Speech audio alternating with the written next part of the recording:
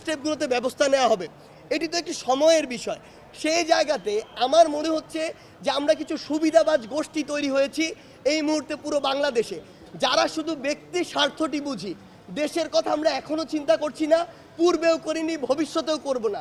এই মানুষগুলো দেশকে সময় না দিয়ে, অন্তর্বর্তীকালীন সরকার বা রাষ্ট্রকে সময় না দিয়ে তাদের ব্যক্তিগত সুবিধার জন্য রাস্তায় নেমে পড়েছে এবং এই অস্থিতিশীল পরিবেশটিকে স্থিতিশীল হতে দিচ্ছে না। আমরা বিভিন্ন জায়গায় সোশ্যাল মিডিয়ায় দেখছি বিভিন্ন গ্রুপ বিভিন্ন জায়গায় লং মার্চ দিচ্ছে। আপনারা বলুন, আমরা আমাদের যে লং মার্চটি দিয়েছিলাম এটি আমরা কবে দিয়েছিলাম? এই লং মার্চটি আমরা আমাদের সর্বশেষ যখন দেয়ালে পিঠ থেকে গিয়েছে তখন ফ্যাসিস্ট সরকারের পতনের জন্য দিয়েছিলাম। আজকে বিভিন্ন জায়গায় বিভিন্ন সংগঠন দেখি প্রথম দিন তাদের লং মার্চ প্রোগ্রাম দেয়। এই জিনিসটি কি বোঝায়? এই জিনিসটি বোঝায় যে তারা আসলে সর্বশেষ সময় গিয়ে যেটি করতে চাচ্ছে এটি হচ্ছে একদম